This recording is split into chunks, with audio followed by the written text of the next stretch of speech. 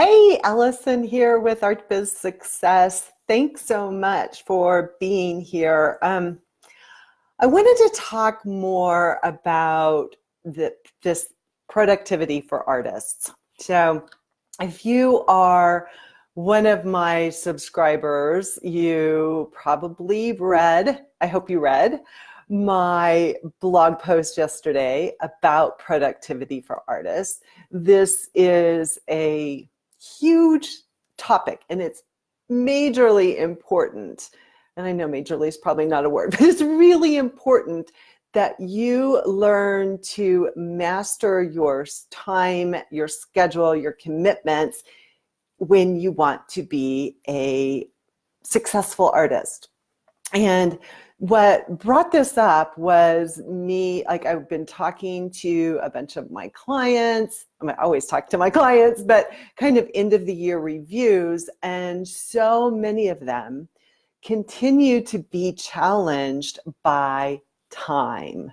They continue to say that time is their number one challenge, or lack thereof, lack of time. So it's not sexy. Like, I'm not going to tell you how to hack Facebook ads or your Instagram stories or anything like that. But it's actually more fundamental, more important that you learn the skills to master your time and energy. So in this short session, probably 15 to 30 minutes somewhere, I'm going to talk about, let me get my notes here. I'm going to talk about the various roles that you're playing in your life. I'm going to talk about taking control of your schedule so that you can have better results. Avoiding distractions, because distractions throw you off course. Learning to say no, and understanding the trade-offs that must be made when you have big ambitions. I'm also going to tell you a little bit about what's coming up at Art Biz Success in 2020 that can help you with your productivity, but I'm going to save that till the end. So let's just start with the basic idea, the basic definition of what I mean when I say productivity. So when I say productivity for artists, or I want to help you become a more productive artist, I'm really talking about how to use your time wisely, right? It's not about getting more done. It's not about working harder. It's about working smarter and making the right decisions so that you can make the best use of your time. It's about looking at all that's possible, all the opportunities, everything that's on your to-do list, and saying, this is what's most important now. This is what's going to move the needle for me in my art business, in my art career. I mean, let's face it, you are juggling so much. You are committed to your studio time. Without the art, you are not an artist. So that's absolutely critical, that's your number one priority, that you're making art. Then you also have business. And I know that, a lot of you probably wish that would just go away, that people would just magically show up at your door, your studio, knock on your door and say, I want to buy your art. But that just doesn't happen. It also doesn't happen that your books are balanced, that you pay your taxes, that you do your marketing. None of that happens by itself. So you're balancing your computer, you're balancing, updating your list, you're balancing learning to, maybe taking a course, maybe taking one of my courses to up-level your business. You're balancing networking, going to openings, exhibiting, and filling your well with inspiration for the studio time. And then there's all the personal stuff, right? You have relationships, you have obligations at your house, you might have an outside job that you need to balance. And balance, I think, is actually the wrong word. I think it's probably juggling, because they're never balanced. You're always juggling. And it's no different from what anyone else is doing in the world, right? Especially if they own their own businesses, especially if they're an entrepreneur, especially if they have an outside job and they're trying to start another business. Everyone has to learn to make these hard decisions when you want to reach your goals. So it's nothing that other people before you haven't tackled. So you can absolutely learn to do this. It is learnable. And you have to consider your biorhythms, right? You have to know. I have clients who work really well in the mornings in the studio. They get up, grab a cup of coffee and head to the studio. And that's when they are most creative. And then I have clients that really need the whole morning to wake up to go into the studio, or maybe they even work all night in the studio. They just know that is their most creative and productive time. And that creative time should be spent in the studio. You shouldn't be online. You shouldn't be updating your list. You shouldn't be addressing envelopes or anything else during your creative time. You really want to honor that time. So when is the best time for you to have non-negotiable studio time? And then when is it optimal for you to be on the computer? I don't know about you, but I have a lot of tasks that I'm like, okay, I can wait until my husband or wants to, watch a show or something, and I can spend my time cleaning up my computer desktop at that time. I'm not going to spend my most productive hours doing that.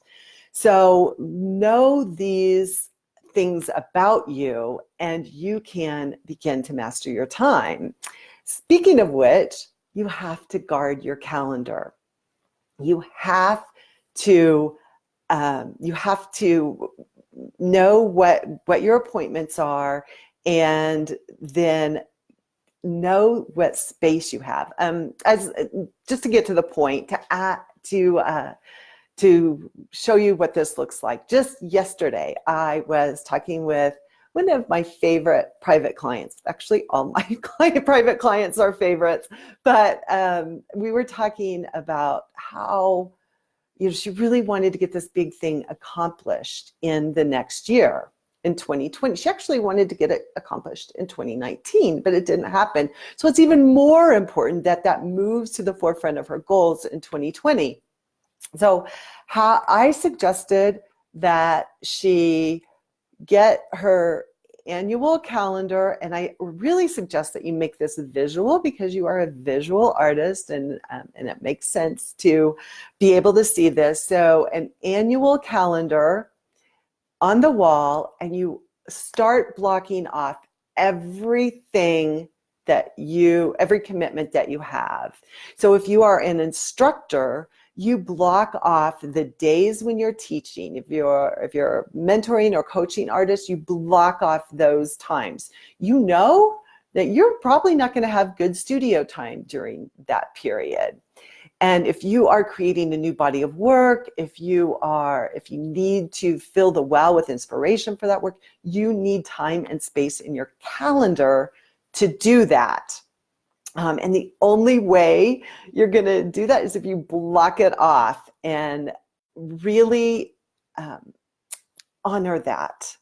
And I know this from my own self. Like this week, I've actually had I know this has been a crazy week, but I've probably had 16 client sessions, and it's been a crazy busy week. I had to get them out of the way, and whenever I see space in my calendar in the future. So this is extraordinary. These last 2 weeks are extraordinary. But in the future, what I do when I'm not during a high client traffic time, what I do is I just go into my calendar and I block it off. Like I've got to do videos all day today, or I need to record these lessons today, or, whatever it is. My operations manager and I recently blocked off a whole day to go through all of our courses and make sure that all the links were correct, and all the language was correct, all the updates were there, and that would never have happened. We never would have found the time to do something like that. So we've got to get it on the calendar. So get that big calendar and block off the time so that you can see. I'm acting like there's a calendar there. There actually isn't. But this, so that you can see exactly what's ahead for you and build in that time so that you can begin to commit to bigger things than just the little piddly day-to-day tasks. I said in that blog post that I wrote about productivity for artists that being productive is way more than ticking off lists, your task list, right? It's more than just saying, I did this, I did this, I did this. You have to look holistically about what you value, what's important, what's going to move the needle forward on your art business. So related to that is learning to say no, right? So related to that is you look at your calendar and someone brings up an opportunity that said that sounds really good. Like they say, or maybe it's even a dinner party. It might be personal, or it might be an opportunity that even like throws you off course. Like, it sounds really good. Like, I want you to do this commission for me, but it's nothing that you want to do. It makes your stomach turn, etc. You look at your calendar and you think, there's just no way that I can fit that in. And if you really want to reconsider it in the future, you can tell them that. But otherwise, you have to say no. You have to learn to say no, and you can say no with grace. Everyone understands that you have priorities, that you have boundaries. Just as an example there, I have a very dear friend. She's an artist. Her name is Anne, and she and I walk a lot together. We live in Golden, Colorado, and we can walk by the creek, and she's shorter, she has short legs, but she can walk a lot faster than I can. And she's a really good walker. So we can sometimes go once a week. Sometimes we go twice a week. Sometimes we go weeks without walking together. So I texted her the other day and I said, it's supposed to be nice this weekend. You want to go on a walk? And she said, nope, can't. Swamped. Everything's good. I'll talk to you after Thanksgiving. Right. So I knew, and so I was like, great. I'm really glad that she's busy. I'm glad she has a lot of work opportunities coming in. And Anne is kind of always that way. But she is guarding her calendar. She's guarding her energy. So, and she's focusing on what is most important, which brings me to my next point. How do you know what's more important, right? How do you, instead of responding to opportunities that come in, to something you watch online or hear online and think, I should be doing this, how do you know if it's important for you right now? My suggestion is that you consider the impact that it's going to have on your art business, on your life for the next 5 or 10 years. What will matter most, right? So is it going to help you stay the course, get to where you want, or is it going to totally throw you off your path? That is really hard to do, and it requires that you take a breath, step back, look at your goals again, consider what you value, and then be the CEO of your art business. Say no, postpone it, twist it around, make it work for you and your goals, But these are hard decisions that you make when you own an art business, when you want to make an impact with your work. In that same vein, all of this is related. You got to avoid distractions, right? We recently moved all of our entire community off of Facebook groups. Love it here, but it's very distracting for our community, right? You've got ads, you've got notifications coming up. You think, oh, I wonder what so-and-so's doing. You've got the cute cat videos, which you should always watch, by the way. But everything is distracting here. So we really wanted to help our community members focus. Oh gosh, talk about focusing. Watch one YouTube video and then that up next on the right-hand column, you are so tempted by those, right? I am like, that looks really good. Those recommended things for me, they're right on target. I would like to look at those, but not now because I have other priorities and you have to learn that. Other distractions for me, because mostly I'm in my home office these days, we just kind of know that you don't do the laundry during work days because I am the one that's upstairs. My husband has a home office too, and it's downstairs. And I'm the one up here and I hear the buzzer for the laundry all the time. So it's just like you can do it at night, but you can't do it during office hours. Television is a distraction. Negative friends and mean people that suck the energy out of you are distractions. So watch out and avoid those as much as you can. Also, find a community of artists that will help you focus. These are, I'm going to say more about this in a minute, like our small group virtual masterminds that we're doing in 2020.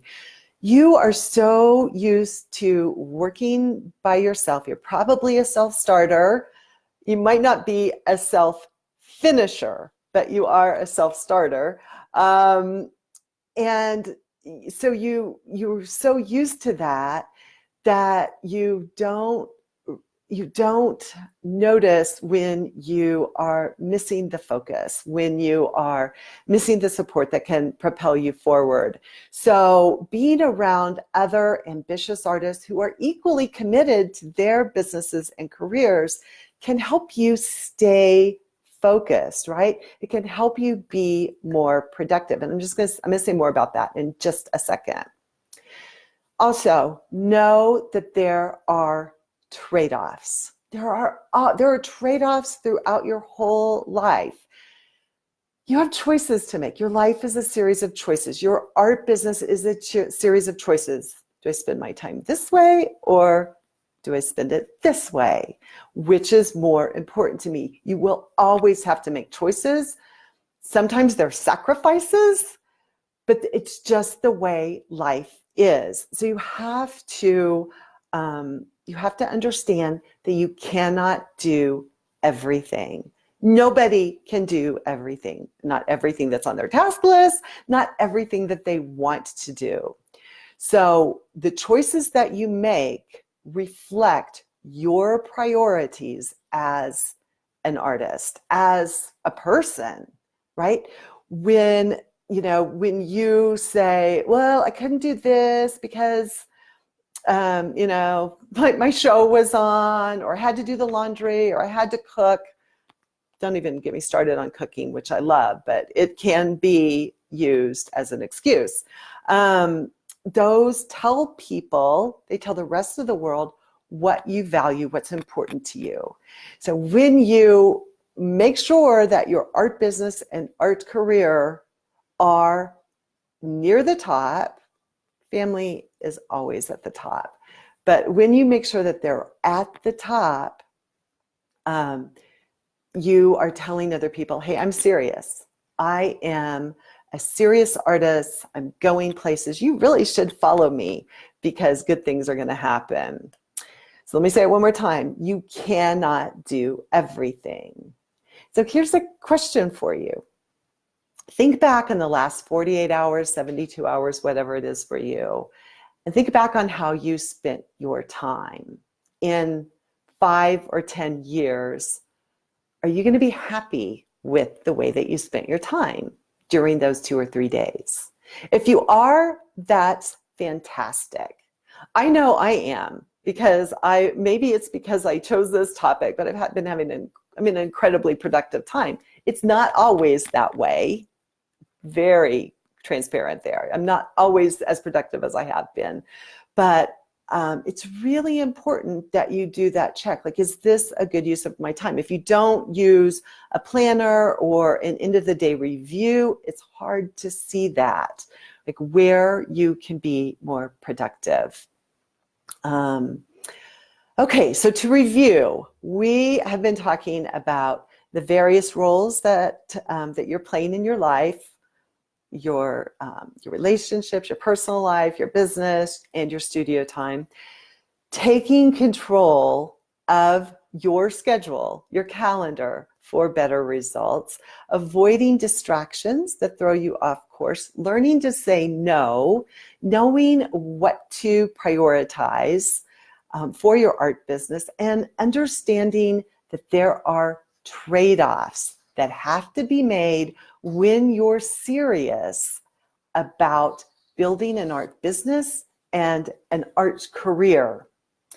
So I want to say more, as I promised at the beginning, about how being part of a community can help you stay focused and be more productive. And this is not just me making crap up. This is me doing what I've been doing for 20 years, but also I'm a student of art history. My master's degree is in art history. I know that artists in communities have changed the course of art history. I know that artists and communities propel each other forward. Now, pick any group from any time, any ism that you like, and we can talk about the community that was built around that. So I'm building these small group communities. There are 6 to 12 people in each one. They are masterminds, and they are for committed artists who value support and accountability that can help keep them focused. We have groups for artists that are focused on sales, groups that are focused on teaching. And I say groups, but there's one group for each. A group that is focused on teaching, and a group that we call museum track artists, for lack of a better term. These are artists that they probably do want to sell, and they might teach, but they're really focused on something beyond that. They're focused on museum shows, museum collection. They're playing the long game with their art careers. So they're less about sales, less about teaching, and more focused on the long game. So they're interested in things like museum shows, community influence, and their legacies. So we have all of these groups starting. I do want to talk a little bit about, if you've never been part of a mastermind, oh my God, it is so powerful. And I say this because I've been part of a mastermind. Masterminds work because everyone contributes. Everyone relies on every other person in the group to be on the same page, to have the same level of commitment, and to help one another out. We use each other's minds and put them together, and together, as Dale Carnegie would say, create a mastermind. One mind out of all of the many minds, not many minds. So this is a good point to stop and say that masterminds are not for everyone. They are for artists who have a foundation in place, plenty of accomplishments. You may not think you have enough accomplishments, but I'm the one to judge that.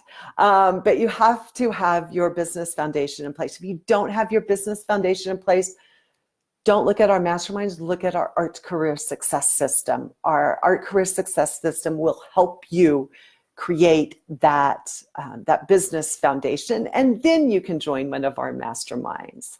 So for the first 4 weeks of our masterminds, which start in January, we're going to meet every single week. Remember, 6 to 12 people in a Zoom conference, a Zoom video room where you can see everyone else and get to know everyone else in the group, their goals, what they need. You can share what you need. And so we're going to meet the first 4 weeks back to back to back to back. After that, we'll meet every other week through June. So January through June, 6 months. That's all it is, a 6-month commitment. Every other week for 75 minutes after the first 4 weeks. And we also have a retreat in my beautiful hometown of Golden, Colorado. I was talking about walking on the creek in Golden earlier in this broadcast. So if you think the masterminds are right for you, and even if you have a question about them, join, like they might be right for me. Go to artbizsuccess.com/artist-masterminds and check them out.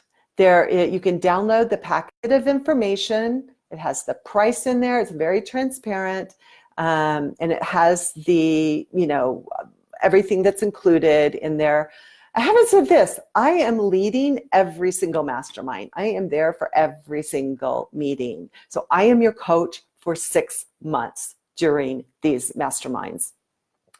6 months for ambitious artists who understand that being part of a community will help them stay focused on their goals, will help them be accountable for their goals, and will help them make a lot of cool friends that probably will also help them in the future. You never know where your contacts will lead. So check it out, artbizsuccess.com/artist-masterminds. And I hope to see you there and help you boost your productivity in 2020.